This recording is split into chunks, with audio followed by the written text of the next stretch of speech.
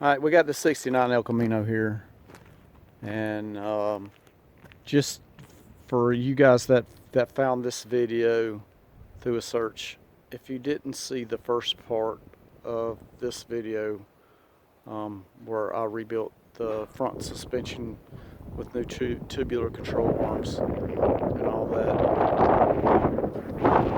you can go back to my channel, to the playlist on the 69 El Camino, and you can see the video where I did that. I replaced the front control arms with tubular control arms, and then also, if you look at the playlist, you'll see I did a video on the front disc brake conversion and 2-inch drop spindle conversion install on this truck here. And there's also an introductory video on the El Camino itself. This truck it's really solid. The doors shut really tight. The tailgate shuts tight. It's had a bed liner put in it. It's got a big block with a fresh built turbo 400 in it. It's got fresh Flowmaster exhaust up underneath of it. I mean, it's had a lot of work done to it, and the thing that I wanted to do it right off the bat was put the upgraded, it had power drum brakes on it, and so I did the disc brake conversion, and I put drop spindles on it because the front end was really high. They had put big block springs. I mean, it's got brand new springs up underneath of it, front and rear, and they had put big block springs up under the front, and it sit really high in the front, so I thought it needed the drop spindles to get it to sitting back down like it should. And then after I got that done, I drove it, and it was all over the road. I mean, it had new shocks on the front, new springs. They had put new upper ball joints in it, but the lower ball joints were worn out. And then additionally, with the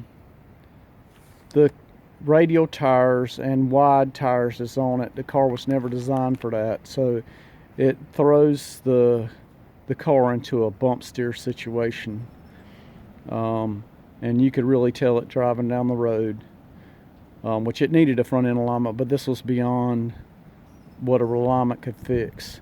And so I got to reading and found out that your aftermarket tubular control arms have new geometry built into them to correct for the wider radial tires that's on here. So it brings it to a more modern alignment spec. So there was twofold reason to go with the tubular control arms, and that was the modernization of the ride and to replace wore out suspension components.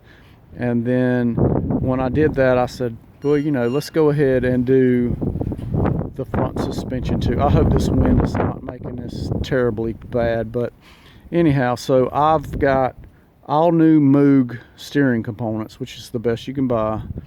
Inner and outer tie rod ends, the center link, the idler arm, and then I decided to go ahead and put a new steering box on it to get rid of the play that comes in these old vehicles with lots of miles on them.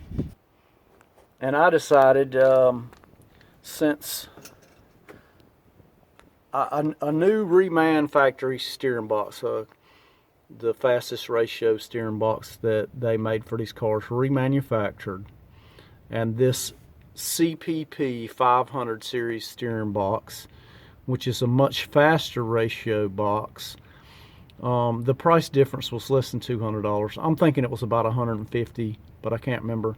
But this is a brand new box. It's not a remanufactured unit.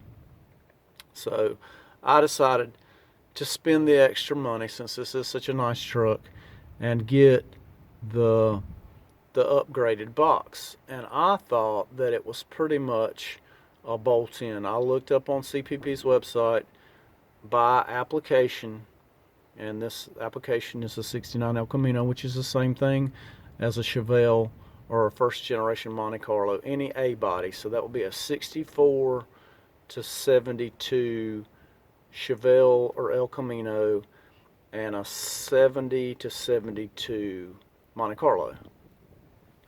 And it showed this box and nothing else.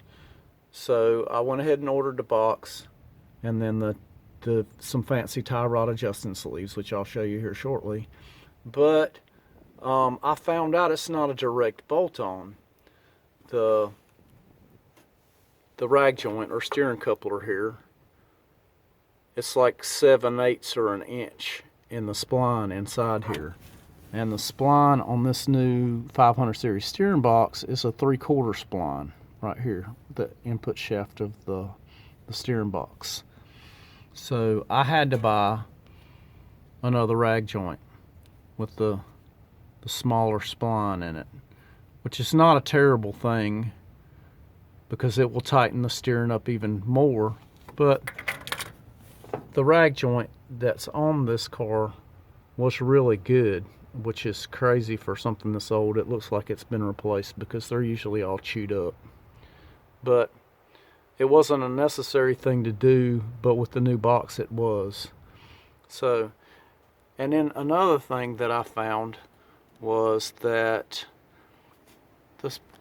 the lines here that go to the steering box, this return line right here comes out almost at the pressure line. I mean, it's pointing almost exactly on it. And then the pressure line, which goes right here, it's gonna be a tight bend. So I'm hoping that I can go in here to this pressure line and loosen it up and maybe twist it a little bit and allow myself enough room to hook that line up. And then this line just bolts in the box, and it's, you know, the hose clamp connection. So that one won't be an issue. But this one, the pressure line, might be an issue. And if I have to get another configured line, I will post on here what line I had to use. So that's that part of it. So we'll get up in here, under here in a minute, and get the idler arm bolted on over here. It goes right up underneath where you see that fuel filter there, and then we'll put the center link on and get the tie rod ends on. But also, you know, like I said, I'm trying to make this truck drive, and I had a 72 El Camino way back in the 80s, and it really, I mean, these things drive really, the A bodies, the Monte Carlos, the Chevelles, and the El Caminos drive really good when their suspension is tight. And so another thing that I did is I've bought these tubular rear control arms, and they have polyurethane bushings in one end and this cool bushing in the other end, and then they're also threaded for a sway bar. The factory lower control arms that came with a sway bar equipped vehicle were boxed, but they were stamped steel with a box plate in them. This is square tubing, so it's a much stronger design. And then the uppers are adjustable to adjust your pinion angle if you raise or lower the truck. So that's another cool bonus. And then it comes with these polyurethane bushings that go inside the loops on the rear end housing. So this is going to really tighten up the rear suspension, and so it's going to make this truck really handle well. So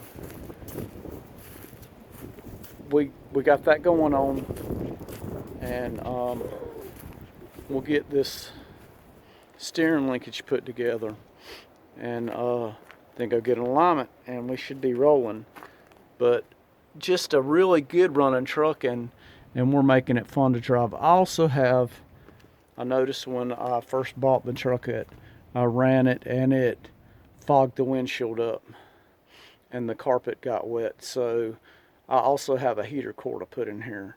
So that pretty much is going to take care of, I mean, it's got a new radiator in it. Looks like all the radiator hoses are new. The transmission cooling lines were replumbed all the way in hardline when they put the transmission and motor in this truck. So that pretty much gets it good and reliable. And then of course when I did the disc brake conversion, I got the Corvette style master cylinder and brake booster. So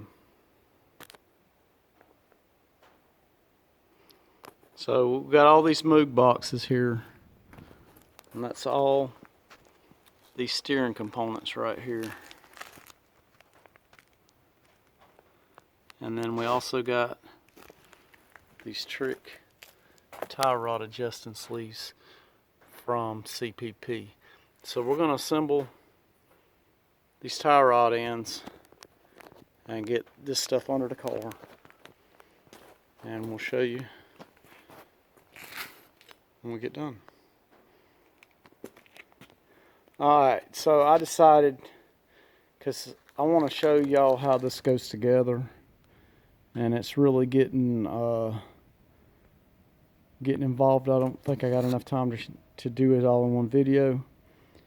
So I'm gonna cut this one off here. I hate to stretch it out like this, but we'll